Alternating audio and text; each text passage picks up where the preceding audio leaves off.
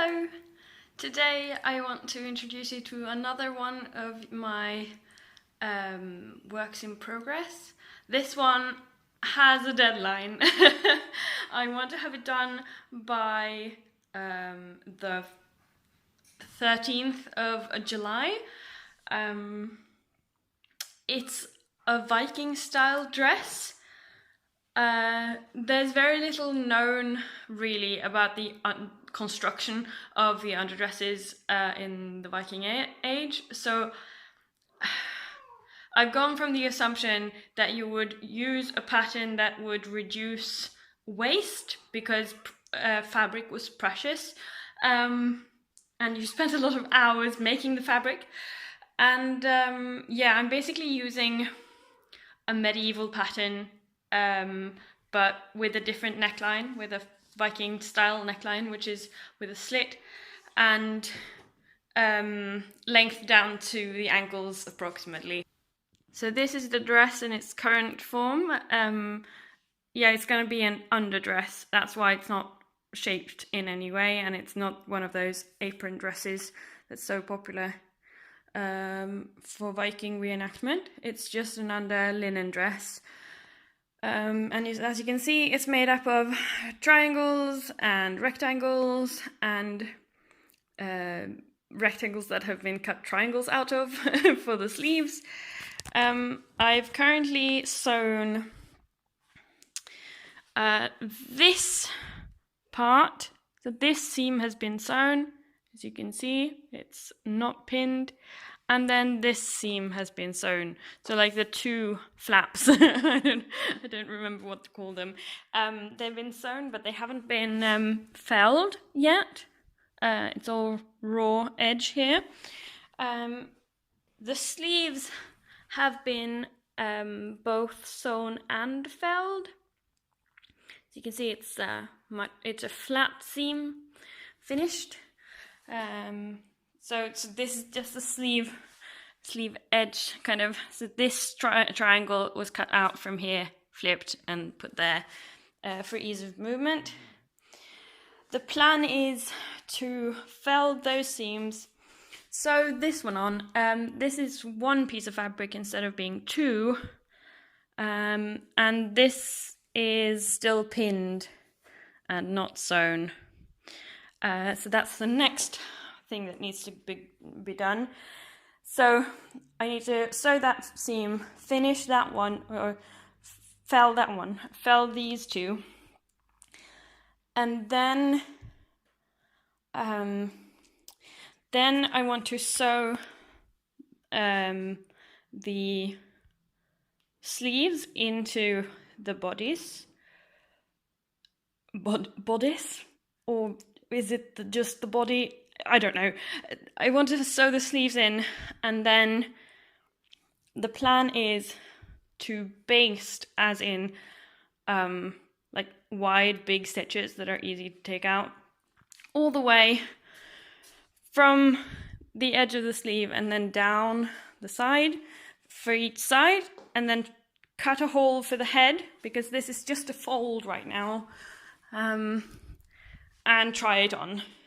That's like the process. If I'm happy with the fit when I try it on, it's not supposed to be form fitted, as you can see, but if I'm happy and it's not too tight or too loose and I can move my arms around, I'll just sew those seams properly and finish those. And then I need to fix the hem so it's not all squared, and then fix the neck hole as well, and the edges of the sleeves, and that will be it. That's quite a lot of hand sewing. So what I didn't say was that I'm hand sewing all this. No machine sewing, just hand sewing. I'm using linen thread with beeswax, and as in I'm waxing the thread before I'm using it, because linen thread is relatively fragile, or like, yeah, it splits. Yeah, and This is modern fabric. Like, it's linen, but it's modern fabric, and you can see that from the selvage. It's colourful, weird. It had sort of fluff sticking out that was about like this big. And I've spent a bit of today just cutting it all off so I don't have fluff in the way. But it's kind of strange. It's very useful to use the selvage because it doesn't fray. But apparently these machine-made things, they end up with fluff at the end. Yeah, I think that's about it. The sewing specs, I guess, is that I'm using a running back stitch here. Oh, there's Kitty, who's not happy about being inside right now. And then when I fold over or finish edges, it's a felling.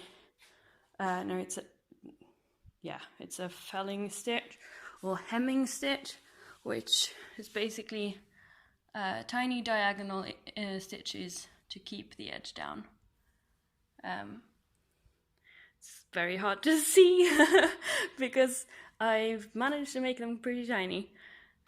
I'm using a running back stitch where I take one back stitch in the beginning of each sort of running stitch section, and then when the length of the needle runs out and I have to pull the thread through, I go one back stitch and then a few running stitches. It's pretty fast and I like it. To get like some tension, I anchor the seam just in the underlaying fabric. So this is just connected to, I'm just sewing in a heap. So this is just connected to the underlaying layers and gives it a little bit more of tension, and I can sort of put my hand here to give it more tension, or like my elbow. I'm also wearing a thimble. I quite like this thimble, even though I keep poking myself through the holes. So I'm considering making a leather thimble, but this one is pretty nice. It's the right size for me, and it makes it possible to bend your finger, which I appreciate. So it's a more modern thimble, and I feel like it works very well. That's the update as of now, and then I hope to have a finished dress by the 14th of July at the latest. That's when I'm leaving, that's when I need this finished. I will, of course, keep you updated, and I'll link to the tutorial that I'm basically using below. I'm not using an actual pattern. I've just taken measurements on myself according to that tutorial, which I found very useful. So I'll link that below, as well as a video with the different stitch types, and I'll update you as I get closer to completion. Definitely when I try it on. Okay, I'll see you in the next video. Bye!